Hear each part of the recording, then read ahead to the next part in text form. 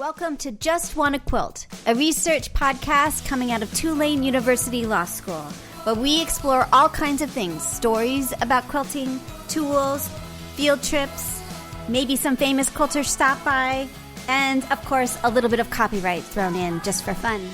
This is Elizabeth Townsend Guard, your host, and I'm a law professor at Tulane University Law School and a faculty fellow at the A.B. Friedman School of Business at Tulane. And I just want to quilt. Talk with Terri VandenBosch. She is all things AccuQuilt. She also is a brand ambassador, I think, for Island Batik. She's awesome. She's really cool, and she's the one that made the quilt for the new Glorified Nine Patch for AccuQuilt. So I have a lot of questions for her because I ordered that die, and I have a lot of questions. My name is Terri VandenBosch, and I'm from Dune, Iowa. Nice. And what's your first memory of someone sewing or quilting in your life? That would probably be me. Yeah. But cool. I didn't come from a sewing family, so it's just me. Awesome. And when did you start sewing or quilting? Probably I started sewing in the 5th grade. My mom went to clean out my great-grandmother's house when she passed away, came home with some antique feed sacks, and I sewed them up into a little pair of pajamas. Wow, that's really cool. And what do those feed sacks tell us a little bit more? I mean, those were the real deal. So tell us a little bit more about what drew you to them as a 5th grader. Do you remember? I just liked the colors. They were, the fun pastel colors, with all those little ditzy prints on them. And we didn't have enough fabric to make the pajamas all of one. So the front was one color, the back was another color, the sleeve was one fabric, the other sleeve was another fabric, and my legs, each one was a different fabric. I totally love that. That's really cool. That must have been really fun. That's really cool. So 5th grader, so tell us a little bit more about your sewing journey after the 5th grade. I then moved to making all of my own clothing during high school. I even made a 3-piece jacket with a vest, and the little a zipper in the pants. Yeah. I did that for, even a few years after high school. And then went to nursing school. Nursing school didn't work. Found a boyfriend. He wanted to marry me, so got married and moved to Iowa. Wow. Okay, cool. And then Iowa's one of our quilting meccas. It's got so much. I mean, you guys have don't you have a month, a shop hop for a month in Iowa? Yeah, there is. There's a really big one. Mm-hmm. I live up in the northwest corner. Yeah. Most of a lot of the major Iowa shops are down by Des Moines, so that's probably about 4.5 hours away. That's quite a ways away. So how did you get involved with quilting? So you moved to Iowa. Yep. And then what happened? Then I started doing, just little country craft projects. You know how there's all this hand lettering on wood right now that's so popular? Well, I did that probably 30 years ago. You know how everything cycles and comes back. Totally.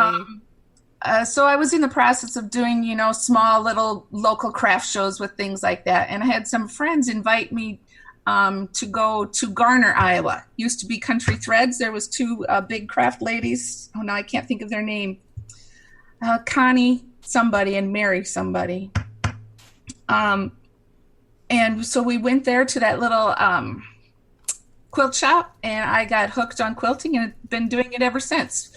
My son was 2 years old, and now he is 28. So, lovely. That long. That's really great. I love it. All right, and you do a bunch of stuff. So you, in particular, we're going to talk a little bit about AccuQuilt, which is super great. And Willow suggested that we chat with you, who's doing our inventory quilt project that AccuQuilt is sent us stuff for. And then also Island Batik. So where should we start? Tell us what should we start with? Do you think we should start? Let's start with AccuQuilt, maybe. Okay, sure. That sounds good. I had always entered, they have an annual barn quilt contest, where you design a block using their, that you could cut out with their shapes, and then they would judge them, and one of them would be the winner, and they turned it into a 17-foot sign on the side of their warehouse. Wow. Well, I'd entered that several years and, never won anything. but my best designs tend to come from inspiration from an event in life. My husband and I love to ride motorcycle. So we took the first ride of the year in the spring, and it was quite windy. And we had, a little bit of turbulence, and we came to a stop sign. We turned, to go a different route. And when we got home from that ride, I sat down at my computer and just started designing. Things just started coming to me, and I designed a block that had kind of a star point in the center and some little other triangles around the outside that looked like trees. And I said to my husband, I like this one. So I entered it into the contest that year, and it won first place. Wow, that's so cool. Now let me take you back. So when you said you're designing it, how are you designing that block when you said you sat down to your computer? Yep, I use EQ7. Uh-huh.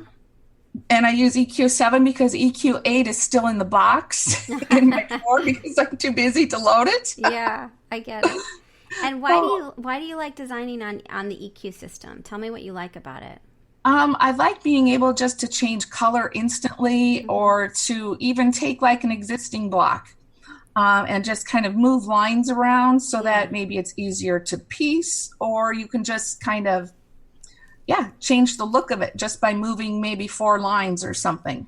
And are you doing most of your designing in EQ? Is that where you're starting the process? That's where I do everything. Yep. Really? That's really interesting. So interesting. Okay, cool. So how did that change your life, winning the barn? The barn block. Quilt contest. Right. Well, number one, it just gave me such confidence. I just feel like, just a farm wife in the middle of nowhere, and, people here think, that sometimes my designs look really good, but then, to be validated, that's the word I'm looking for, to be validated that, that it has value and that other people like it, that just kind of gave me a real confidence boost. Yeah, no, I get it. I think and that's kind of part of all of this in some way with quilting, don't you think? There's kind of outside validation for the work we're doing through these kinds of contests and shows and all kinds of stuff like that. Do you put your quilts into quilt shows as well? Yes, I do. I did quite a few machine quilting quilt shows, and I really like entering the shows to get the judges' feedback, to find out what you need to do better, or, what they liked. I just find that really a good way to learn. Yeah. Interesting. Very interesting. Okay. So tell me about AccuQuilt. Sort of what's your relationship now with them, and how should we understand what AccuQuilt, first of all, in case people don't know, what is AccuQuilt? Let's start there. Yep. AccuQuilt is a die cutting system for fabric.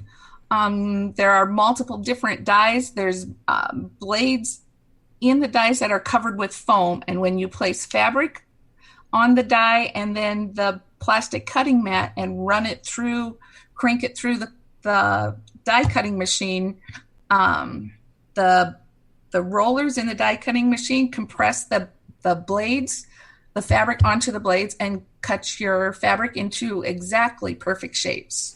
Yeah, that was a really good. That's hard to describe, and you did a really good job. And you can have like an electric one, but a lot of people have the ones where it's just a crank, so it kind of like pushes through the thing, and then you crank it through, and then it pushes on it, and it cuts the fabric, and it's perfect, right? It's like that's what makes it so lovely, is that you don't have any issue of. I learned really quick, so it's ridiculous, but I learned that things weren't turning out. Well, now I know it's my sewing. It's not the cutting, because AccuQuilt has made sure that like it's cut perfectly. So if it's still not matching up, it's got to be human error, not the fact that I didn't cut it properly. So exactly. No, I won't even design or make a quilt anymore that I don't use the die cut shapes for. But interesting. I'm fairly spoiled in the fact that winning the contest, you get prizes, and for my prizes I chose pretty much every cube that they have, so I feel pretty blessed. And then when you're designing, that's one thing so we just got EQ8, and I'm trying to understand the relationship between AccuQuilt and EQ8. So for people who are listening, EQ8 is a software program, and there's also block-based. Do you use block-based or just EQ7 on its own? Nope, I use both. You use both. Yep. Okay, so let's help me understand these relationships. So EQ7 or EQ8 is the base computer program, and you can use that on a Mac or a PC, and it helps you design stuff, right? Correct. And you can do it. You can use the blocks they have. You can make your own block. There's borders. There's all kinds of stuff. So then tell me, then block base we just got, which is an add-on, either standalone or add-on to the EQ system. But that you can only use in Windows, which I thought is interesting. So, okay. Yep. So tell me how you use block base with EQ. Let's start there. Mostly because it just adds more blocks. Yeah. Already made blocks. And I kind of, when you're designing then into, okay, go ahead. Where am I going with that?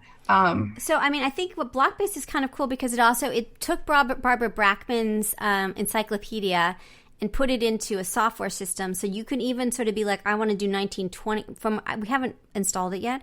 So it seems like you can pull and say like, oh, I want 1920s blocks, or I want like it gives you, it's a little more historical, and it's got a little more than just the EQ7 or EQ8. Yes, which has basic you're exactly blocks. right. And that sometimes when I'm designing a quilt, I might want to search, say I did a 25th anniversary quilt and I wanted wedding related blocks. Yeah. Then in block base, you can go just type wedding, and it will bring up blocks related to that, either in the name or they have like a little note card description. Right. And it also, you can search it from we just got it like 3 days ago.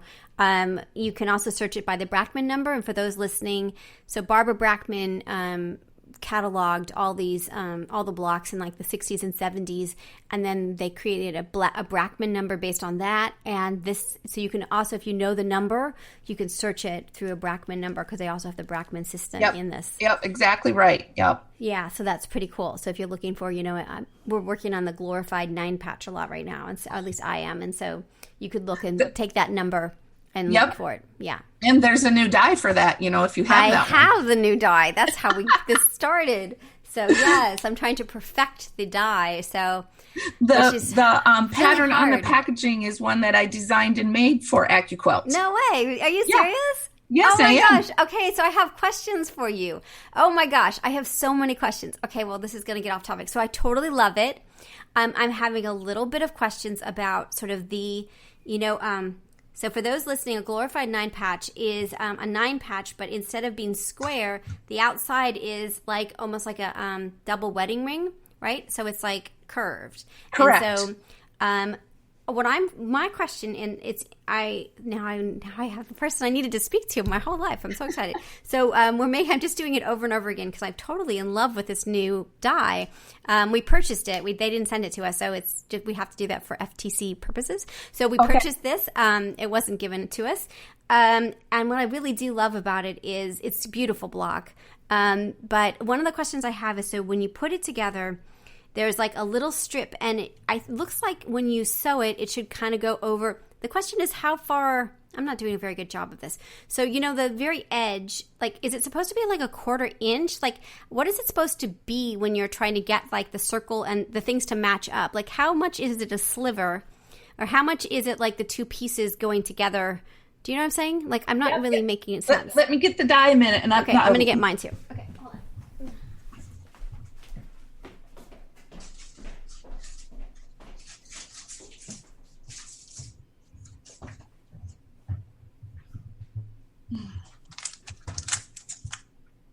Okay, are you back?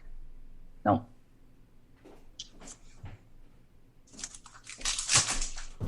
So what I think is so cool about the AccuQuilt is that it is, not only is it, are you back? Yep. Okay, cool. So what's cool about this die is, again, we're not doing an advertisement for this, but it's sort of our experience with it, is that it has little notches, and the notches help match up where you're supposed to go. Exactly. Insanely great. But the question I'm having and the struggle I'm having is at the points. So it feels like, because I was trying to do a 1/4 inch, then I did a scant 1/4 inch. It was very confusing to me. So the first question I have is, when you fold it over, are they supposed to be like, tell me your strategy on the points of these things at the ends, the tips. Yeah. Let's see once. So we do that way to that way. I just kind of, where that blunt edge is, that squared off edge on shape D. Yeah, you're just matching them, right? Yes. And so the question is, when you do a 1/4 inch, does it fold over in half? So that, like, the question is, when is it right, I guess? So it looks like it's supposed to be like you could fold it in, once you do the 1/4 inch, you fold it in half, and you've got this beautiful, each part is half of it. Is that right? I know.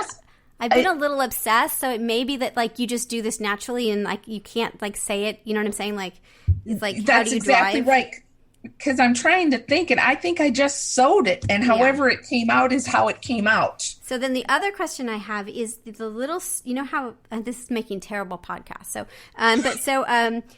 So with a Glorified 9 patch, like, a little bit of a sliver goes into the end, and is it supposed to be, like, how much does your things match up? Do you know what I'm saying? Like, right, and that's kind of going to depend on the fabric. None of mine were really an exact science, they were always kind of in that 1/4 inch range. Yeah. But some of them might have had a little more of the D shape, or the arc shape fabric showing than the point. Some fabrics are a little stretchier, if you work with batiks, it's maybe a little more precise, but I just kind of let the fabric go where it wanted to, if that makes sense. Yeah. So let me ask you one more question. Do you think that the fabric, oh my gosh, you have no idea. I've been obsessed for like 2 weeks, like trying to figure out how to make this. Is so funny.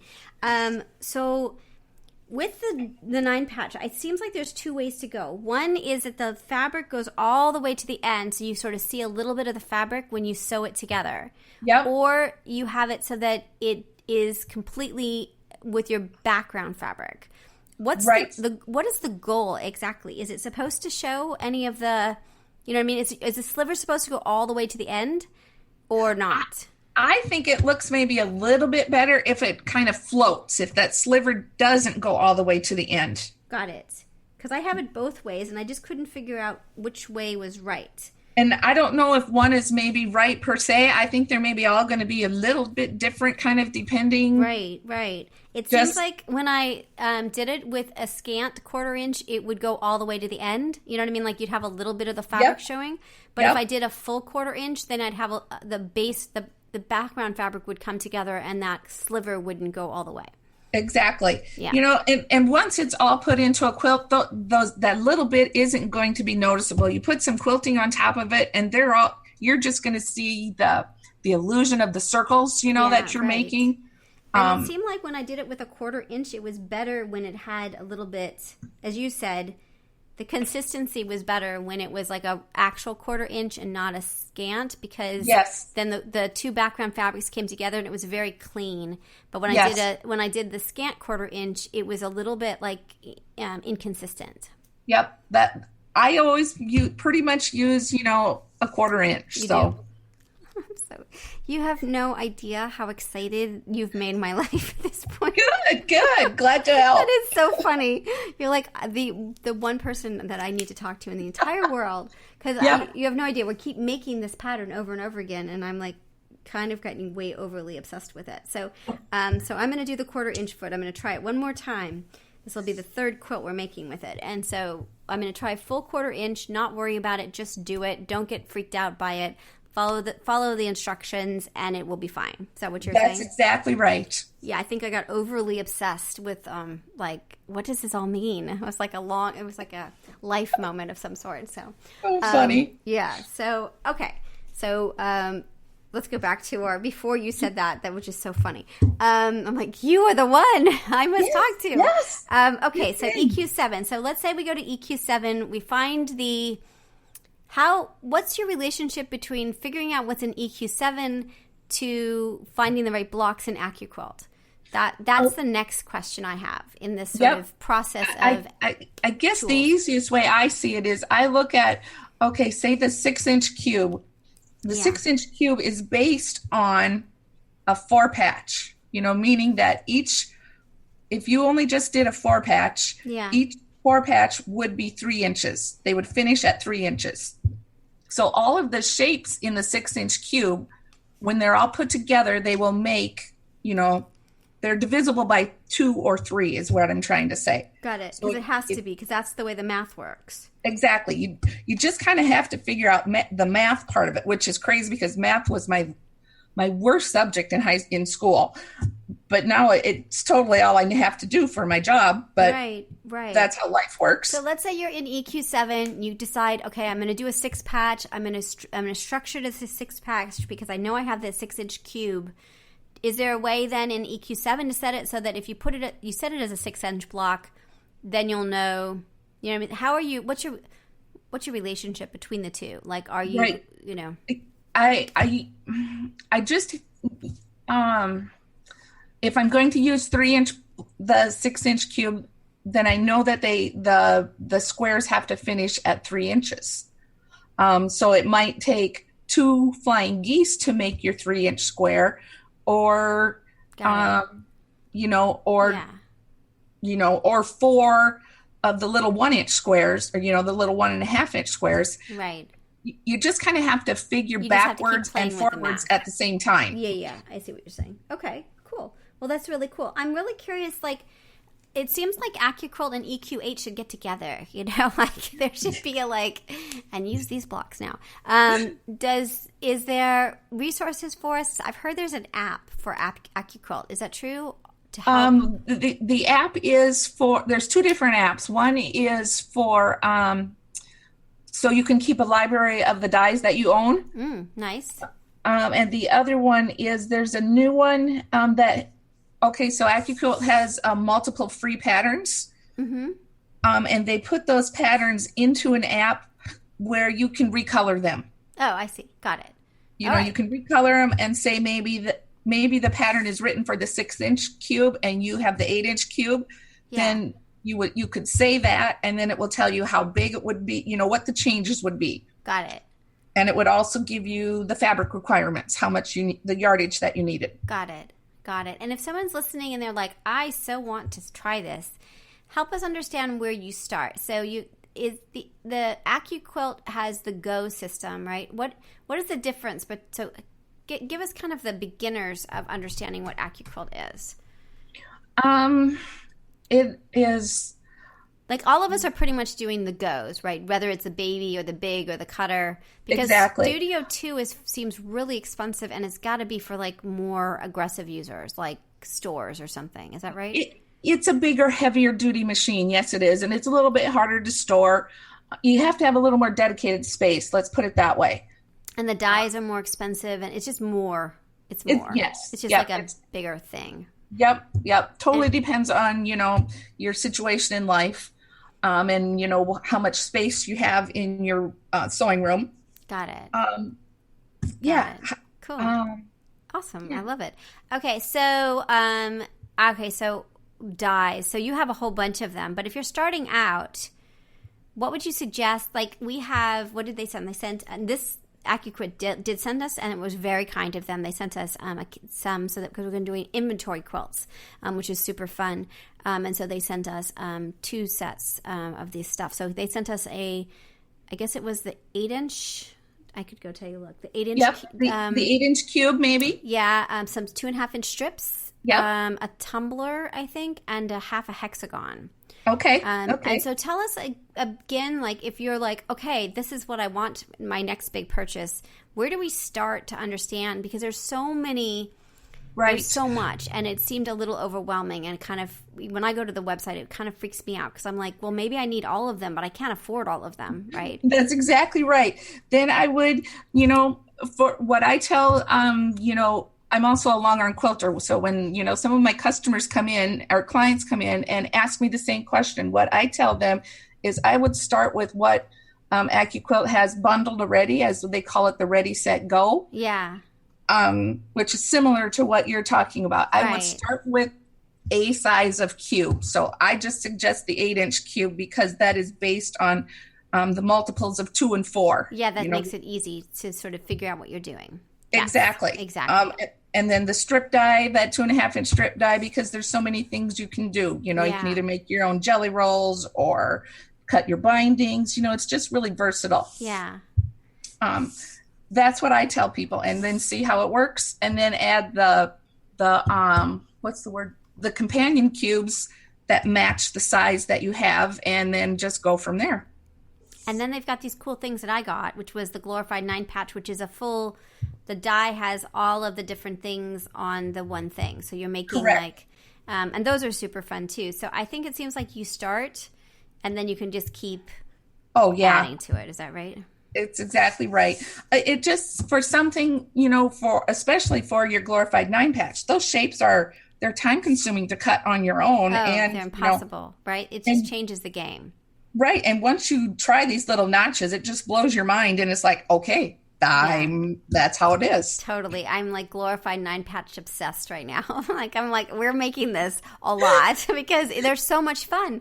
Because yes, I made the one for the pattern, and I haven't made them since, but it's on my list to make another one. So. Yeah. So that's interesting. So when you tell me a little bit about so where were you in the process? Like, when did you make the pattern for them, and sort of how does it happen that you do that? Does that make sense?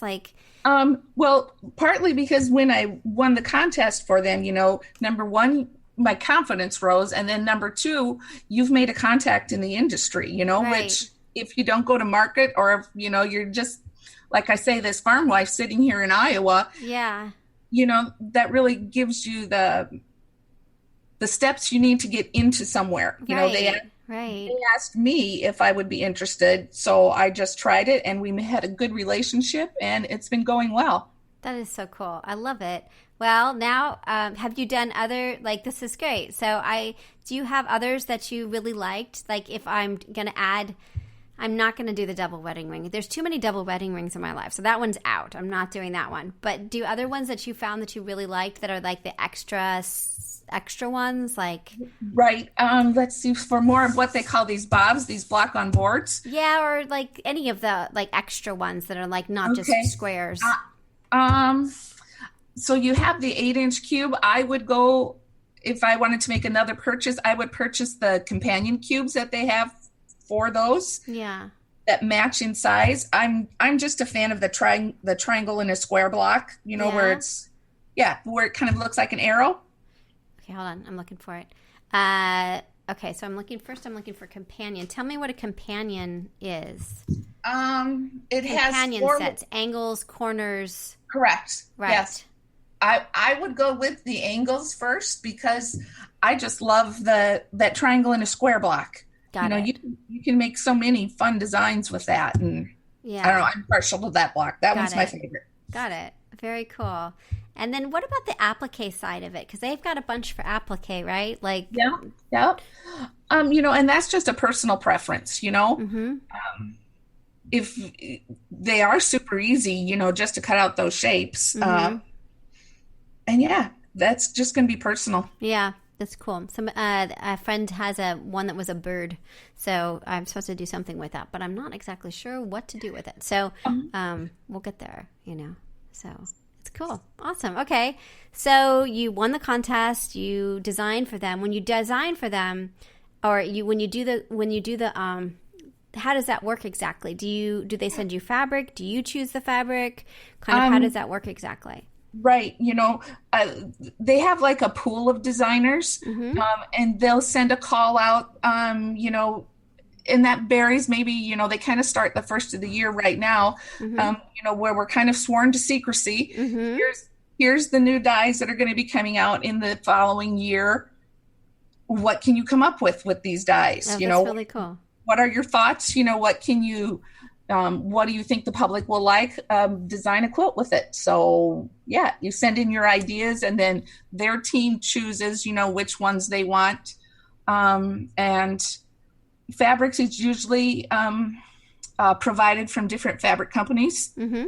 And those things are supplied, and then you make them and send them back and write the pattern. And that's how it works. Cool. And then these are patterns that are usually free on their website. Is that where the patterns go? Correct. And so are they paying you to write the patterns, or? Yes. Yep, it is a paid, freelance job. They do retain the rights to the pattern, and that's fine with me because usually when I take one design out, 7 more pop in place. So I'm usually all right with that. Yeah, that's really cool. And do you get credit? I'm looking at it. You're not named on the patterns, right? No, not right now. It is not that way. No. Yeah, so they just, yeah. So would we know any of your patterns? Like, could I search for one of your patterns online and see what it is? Or is that like a secret thing too? Like you're not supposed to know? No, it's not secret, but I'm not sure if there's a way to search on the AccuQuilt site, which one of them are mine. Yeah. No, I don't, probably not because they're not naming you, but. No, I think I've tried it once, putting my name in the search bar, and some did come up, but not all of them. You're Glorified. Is yours the Glorified 9 Patch that's on there? Yep. Yeah, it's really cute. Yep. All right, that's what made me buy it. See, you did your job. You made me buy the Glorified 9 Patch one. That's the fun part is, going through the, looking, what's a fabric that's going to catch people's eye, right. What's trending right now. That's the fun part of it. Part of what makes this pattern so cute is the long arming. Did you do that as well? Yes, I did. It's really adorable. It's just really clever, and it makes the circles more pronounced, and I don't know, it just gives it kind of a fun aspect to it. Tell me a little bit about your long arming philosophy, because it doesn't seem like it's super dense, but it's quite clever. Like it doesn't seem like you're squishing so much in that you can't see it. It has to be kind of fast and fun, but I've been long arming for 10 years. So yeah. I like to make it continuous. I like to make it interesting. Yeah. Very cool. Awesome. Okay. All right. I've gotten totally into the weeds. Okay. So AccuQuilt. So that's your relationship with AccuQuilt. And I cannot believe you're the one that made the pattern. That's so it's like rock star. You're like a rock star. It's so great in my world. So, okay. So tell me a little bit about Island Batik and sort of what relationship you have with them. Right. So like I said before, gaining the confidence with, winning AccuQuilt, I had seen an application online to become an Island Batik ambassador. I wasn't quite sure what it was, but I thought, hey, let's just enter it and see what happens. Mm-hmm. And what they have is a group of quilters that we receive 2 boxes of fabric a year, and they're each about 20 some pounds of fabric. Wow. And who else is a partner? Glorified and Hobbs Batting. So all 3 of those. And this year AccuQuilt was part of them, one of their industry partners. That's nice.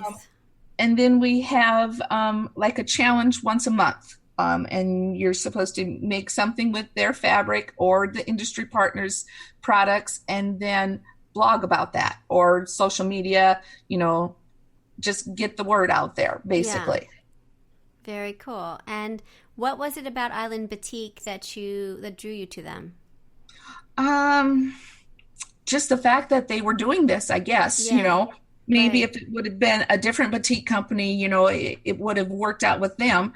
It was just because the opportunity was there. But now that I am, part of them, I love them. They're a wonderful company, great fabrics. Batiks weren't always my favorite until I started working with them. They have such vibrant, deep, saturated, rich colors that they're fun to work with. Very cool. Awesome. And tell me a little bit about how do you feel about being an ambassador or working with companies? Is it fun? Does it make you feel do you feel like you can't sew with other fabric? Tell me a little bit about your relationship with these companies, your psychic relationship, I guess. Yep. For me, it was just an opportunity that I didn't have before. So, I'm appreciating the opportunity. I work with lots of different fabrics, but, I kind of am drawn back to Island Batik mostly because I know the people, and you have the contacts there. But, I'm fine with using others also. Interesting. Do you feel like because if you were to put out something with the Glorified 9 Patch, do you feel like you would have to put it out with Island Batiks if you were just putting it out there? Or do you feel like you can use other people's fabric in a public way? Do you know what I'm saying? I'm comfortable using, all of them. I do a lot of magazine work also. And, there I'll just use, whichever kind of fabric maybe the magazine wants, or whichever one looks the best for the pattern. Yeah. Interesting. Okay, so let's say there's someone listening, which would be nice. Someone listening out there, and they're like, I want to be Terri. So tell me, how do they get started? It sounds like the way you got started is just these open call things, and that they should be doing that too. Like, just put yourself out there. That's right. I always tell people, you never know unless you try. There's a lot of times, you can think a dream is too big, but if you don't try new things, then you never know if you're going to get there or not. Yeah. And it sounds like you're having a blast doing this. Most of the time, yeah, I am. Too many deadlines can, sometimes put a damper on the fun, but that's okay. Yeah, I get that. It's funny when you start to sew for, like, when you're sewing under deadline, or you're sewing because you have to. I mean, it's still fun, but it's just different fun. I think it's like just a little different. That's exactly right. I have a whole stack of fun little art bin projects with, projects for me that have been sitting there for maybe 3 years. But, all of my magazine work is done, but I haven't done a project for me for a while. Yeah. I think it's really great. Well, I just think this is so much fun. I can't believe I got to talk with you. This is so cool. We are doing our big thing for the fall, which we're going to get started soon, although some people have already started, is inventory quilts. This is from Jessica Quilter, and the idea is you take a little bit from each of your, the fabric in your stash, and you make a quilt. Or like I've done one of those already, or you could take, like, I have a whole bunch of Tula Pink, so I'm going to do an inventory quilt with all of the Tula. So you use the AccuQuilt or a die, or you cut them yourself. I just cut it myself for the first one. It was like 3-inch squares. Another one Willow's got all these ideas, but we're going to use AccuQuilt to do this. But one of the things that I want to do is do one quilt that's all red, one that's all orange, fun. But again, sort of using your stash in a creative way that isn't just kind of, scrappy quilts, but more like, again, inventory. You're using all of it, you don't have to cut up all of it, right, but, right. But that kind of thing. So that's what we're kind of, as Just Want to Quilt and the Quilting Army, that's our next project, our big kind of, use the stuff you have and use interesting tools like AccuQuilt. So it's fun. Well, that sounds like a lot of fun. Yeah. Well, cool. So last question I have is intellectual property. So when you're creating these patterns, are you using traditional blocks? Are you concerned with any underlying intellectual property of others when you're creating this blocks? Because you're probably using traditional blocks or ones that you're creating. Are you worried about any copyright issues if somebody's coming in and saying, hey, that's mine, kind of thing? I try to stay away from Pinterest. Yeah. Or when I'm getting in a designing mode, I really just kind of put myself just in my own little world instead of, I don't go looking for designs. So if something that comes out of my head probably came out of somebody else's, then we just got lucky at the same time. Yeah. And if that makes sense. And do you feel like, because it seems like what you're doing, I could be wrong, but it is often based on these traditional designs. So how much does it matter? Like, how much is it like a common pool that everybody can use versus something that you feel like protective of, like, this is mine, Right.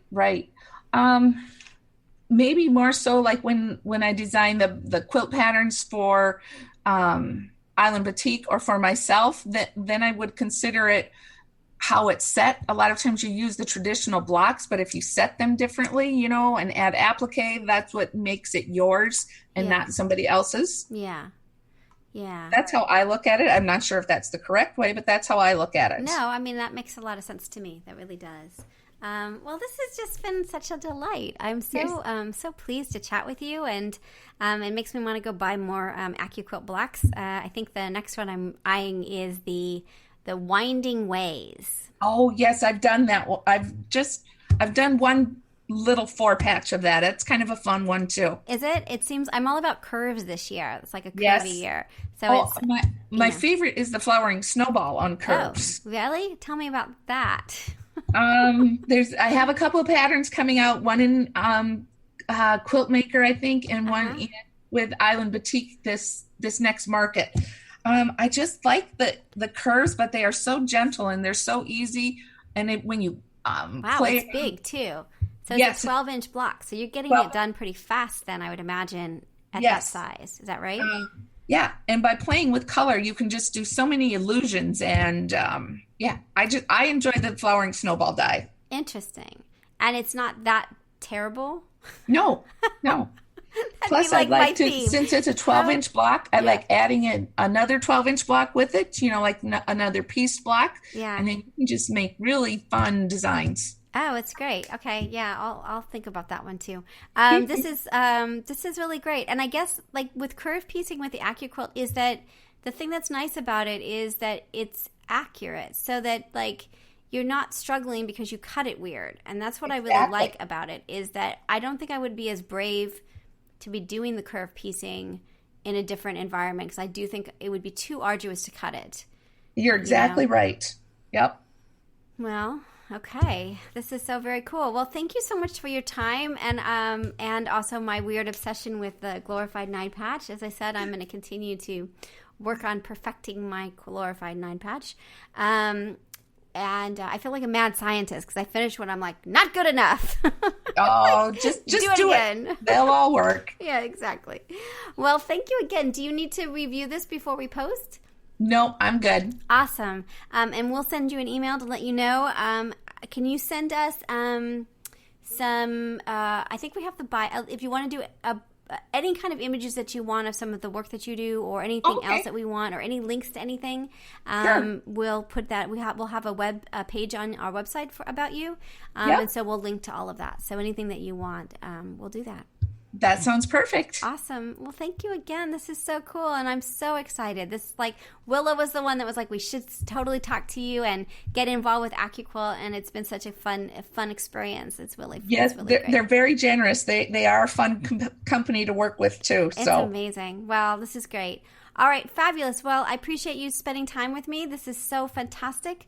We did not go a half an hour. Of course we didn't, but we got close. 41 minutes isn't terrible. That's not too bad. No, we had a lot to talk about, and the whole Glorified Nine Patch threw me off. Exactly. So, awesome. All right, well, thanks again for chatting. I appreciate it. Yep, you have a good day. All right, bye. Bye-bye. So you've been listening to Just Wanna Quilt, a research podcast coming out of Tulane University Law School. And I'm Elizabeth Townsend Gard. If you like this podcast, keep listening. Also, we have a Facebook group. Come join us. We talk about a lot of things. We also have an Instagram account. And of course, most importantly, I really hope you get a chance to quilt today.